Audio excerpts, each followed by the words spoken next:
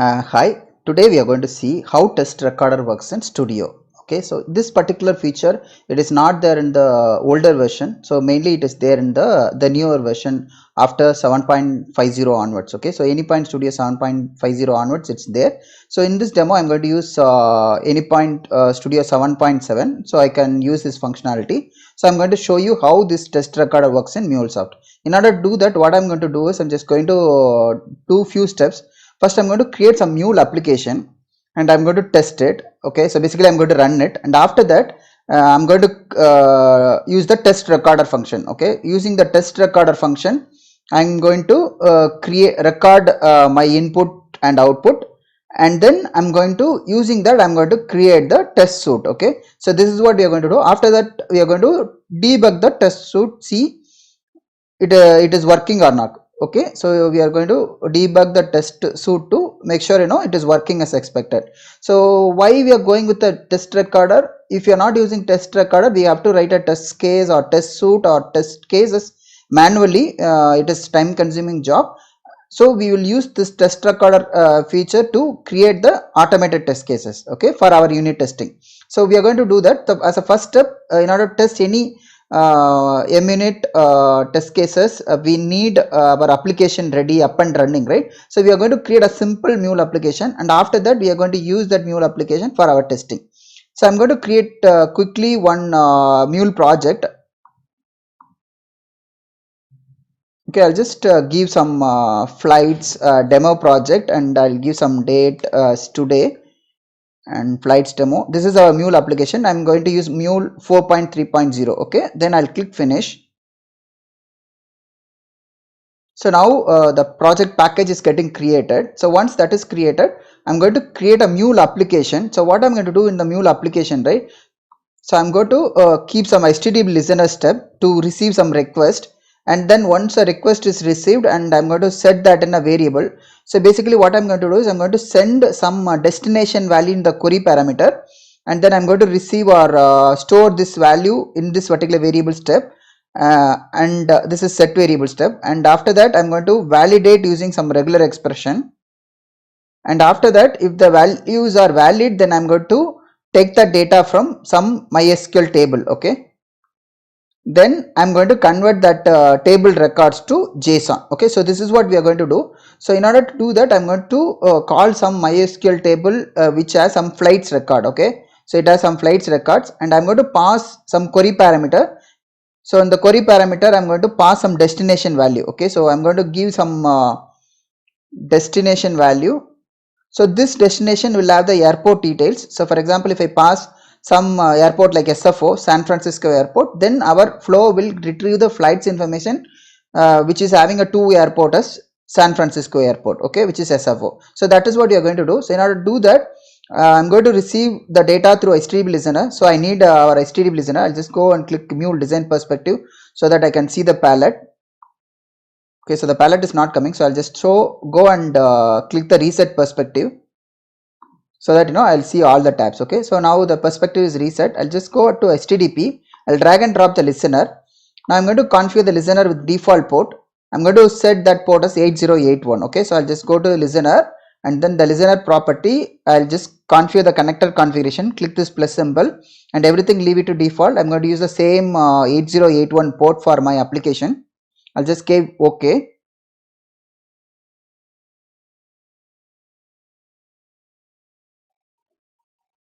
So once the listener is configured, I'm going to set the endpoint.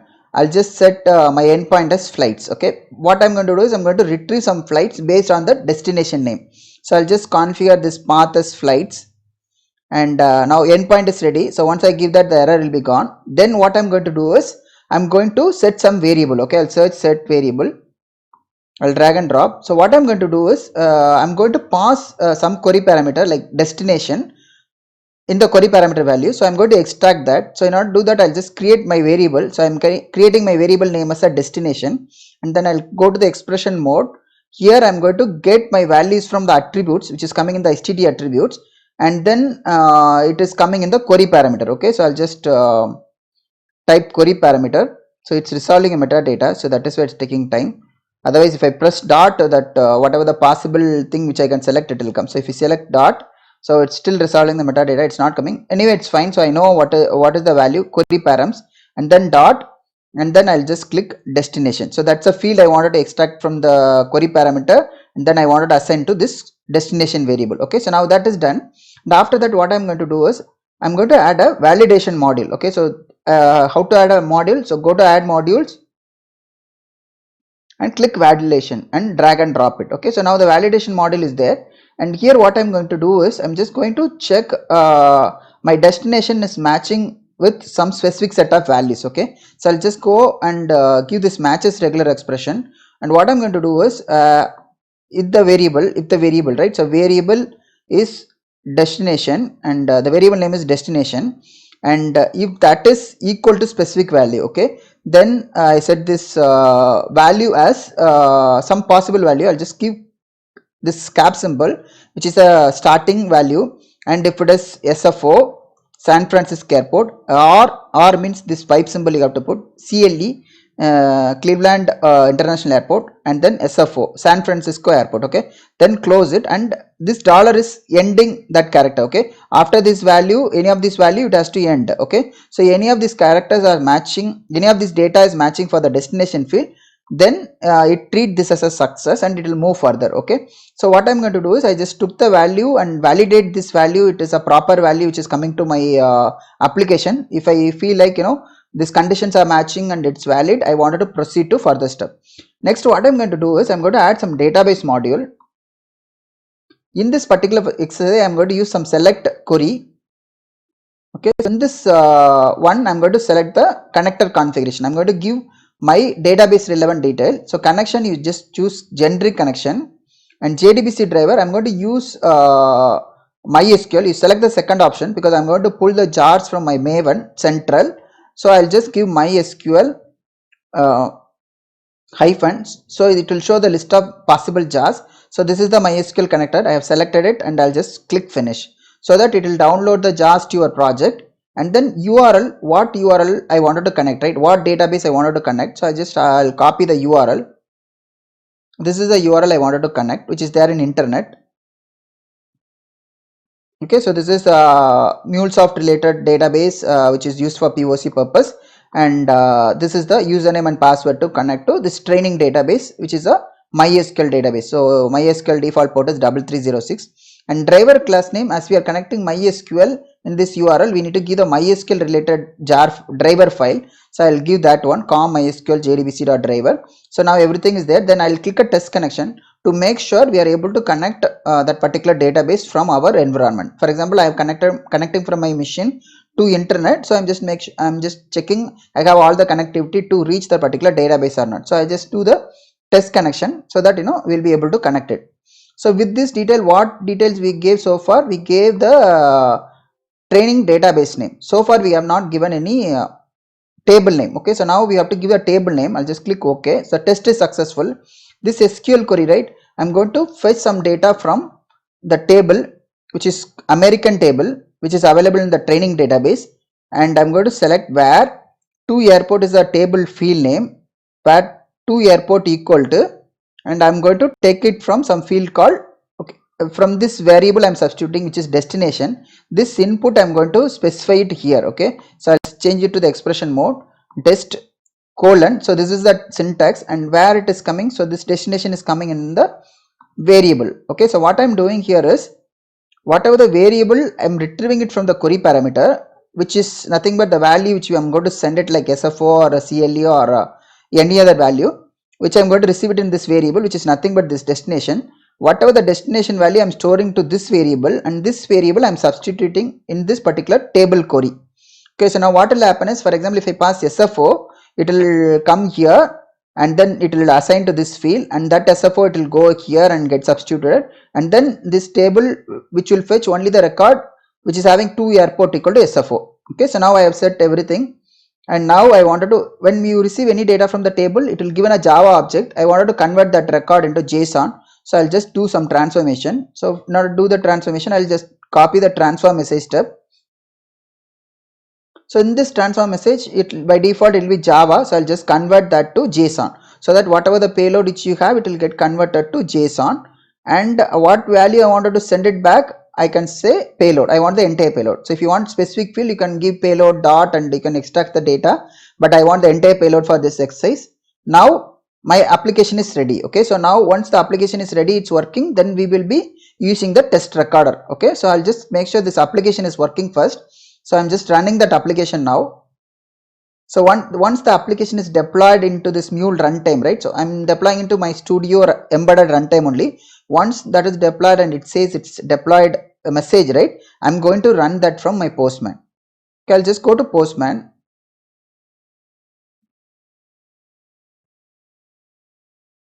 So I'm opening a Postman to test this particular application externally outside Anypine Studio. So if you have any other testing tool, the REST-based unit testing tool, you can use that. Okay, if you have ARC or if you have SOAP-UI or any other tool which can help you to test the REST-based web services, you can use that particular testing tool. But this one, I'm going to try the Postman. Okay, my Postman is getting opened.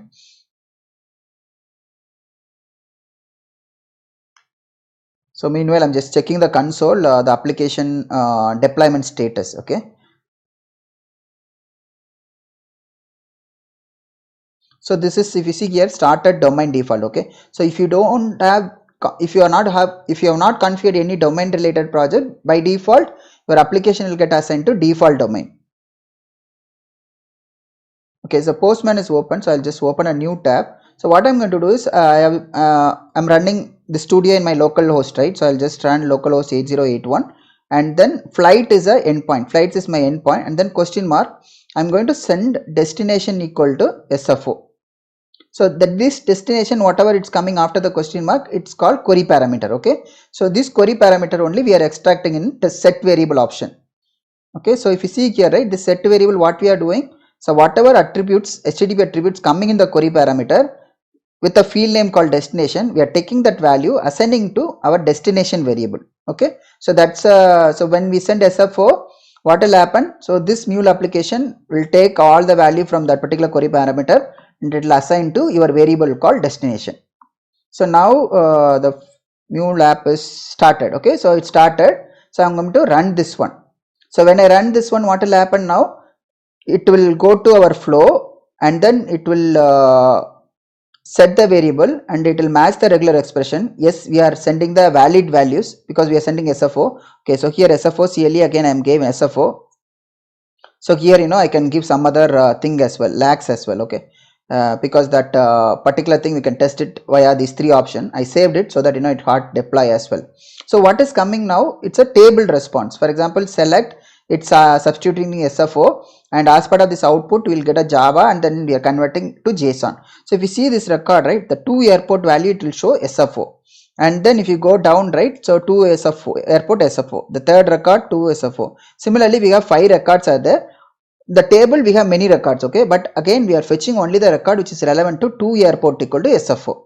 So that is why our table is fetching only the relevant record which is matching with this destination, because we have given a 2 airport condition in the where, right? The where we have mentioned 2 airport equal to whatever the value which is coming in the destination. So that's why this value it's coming like this. Okay, so now I did one small change, right, because I just added here lax airport also. Okay, now I'll just check it, whatever the change I have done, it's already deployed or not. Yeah, it's deployed. So I'm going to run one more input. Okay, so I'm just going to run with the CLE, which is a Cleveland airport, and I'm just running that. And now what will happen? If you see 2 airport, it's fetching the record which are relevant to 2 CLE. 2 airport is CLE, Cleveland airport. Okay, and similarly you can run with SFO, because SFO also in our allowed list which we are matching in our criteria, right? And see if this record 2 airport is SFO, and I wanted to give a lags actually, so I wanted to try lags as well. So lags also, there are few records in the table, so that's why lags specific records it's getting fetched from the MySQL table. Now if I give something else which is not there, okay, so I'll just give some BLR. Okay, so I'll just run it. So it's saying BLR is not valid under the terms of regular expression. Okay, so it's not valid because we are validating it, right? So which is throwing an error. So I'll just give SFO, so then it will work, because when it is SFO, it matches, then it will go to select. If it is not matching, it will come out from here and it will fail. So this is the basic Mule application which we wanted to use it for our testing, correct? So now what I'll do is I'm going to use the test recorder option, right? So test recorder is part of munit. So we need munit jars into our package. If you see the left side in our package, right? So we have HTTP jars data hub because we have used HTTP and database. And here, right, we don't have munit jars. How do we bring munit jars? You just right click and go to munit, configure munit payment support. So once you click that, right, so you'll be able to see munit tools downloaded to our project. Okay, so we have the munit thing. Now what you have to do is you have to okay, I'll stop this project because I don't know, I don't want to run anymore now because I'm going to start the munit test recorder now. So munit, go to the second one. Okay, the first option is to you wanted to create your test cases, test suite, everything manually. The second one is the automated one. Okay, record test for this flow. I'll click that. Okay, so now we have started the recording, right? So it will bring up the application in that particular mode, and once that is ready, it will show the pop-up. We'll wait for the pop-up. So the pop-up will say the recording has started. Can you send some data to this particular application? So that's the pop-up will come. So we'll wait for the pop-up. So once the pop-up is there, once the recording is started, then we will send some input data to this particular flow. Okay, so it is coming up. So once it's up, right, and once we see the pop-up, I'm going to send some test data with SFO only from my Postman, so that whatever the data we are sending via Postman, it will get recorded. I'll show that as well. Okay, so now it's deployed. See, this is the test recorder waiting for input data. Your Mule app is running now and waiting for the flow execution to start. So it's expecting, there is some data it is expecting to come to this listener. So I'll just push some data. Okay, I'm just pushing some data.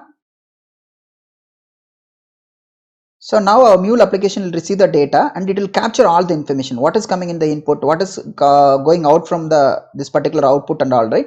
It will record everything. If you see here, already it's saying the message waiting for input data. So now if it is saying recording start, input recorded at this particular time. So the input is recorded. So whatever we send, right, everything is recorded.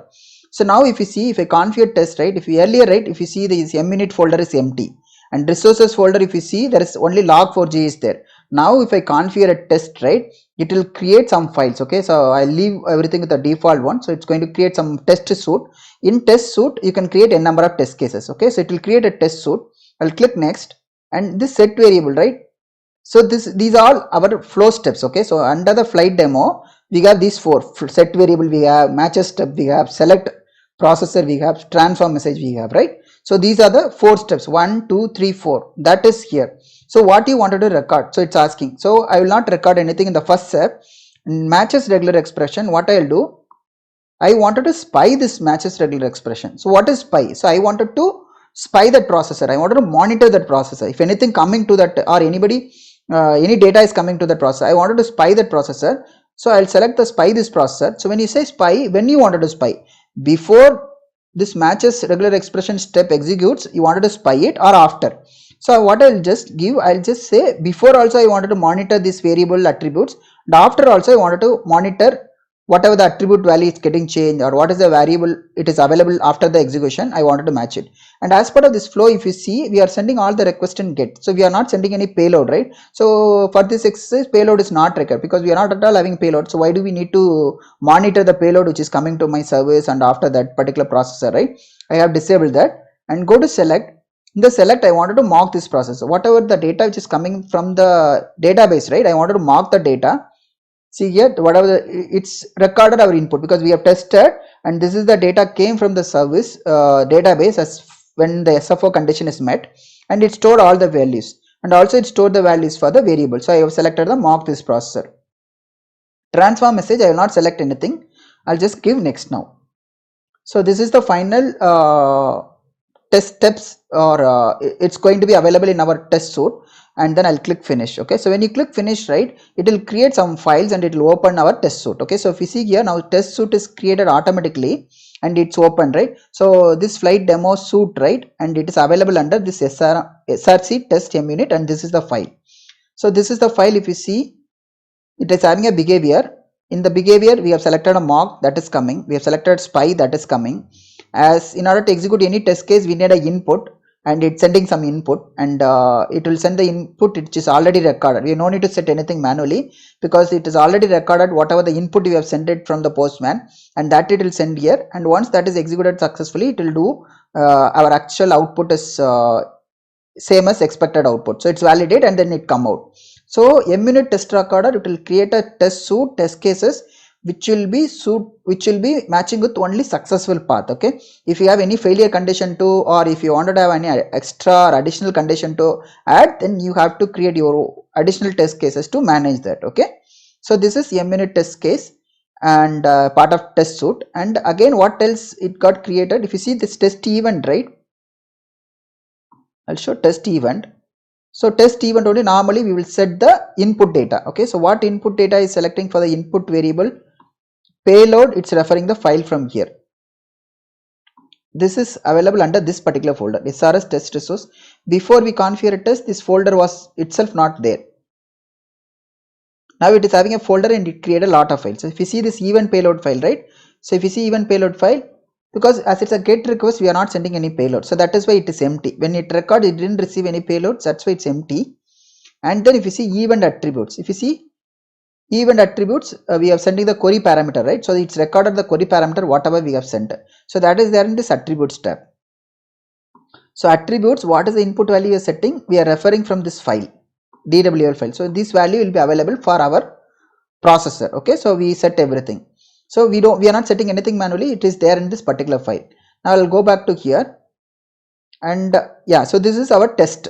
Okay, so now if I wanted to execute this test, right, I can debug and show you as well. So before that, right, I'll just set some breakpoint here, and also I'll set the breakpoint here, so that when I debug, I can show what is the input available here, or what is the data is available here, right? I can show slowly.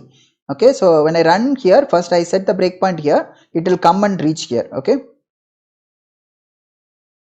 I'm going to run, okay, instead of run, I'm going to debug it. So this mule debugger window, right, that's a window, this variable and watches, we can see what is the variable or anything getting changed, or what is the payload is available, everything we can see it from there.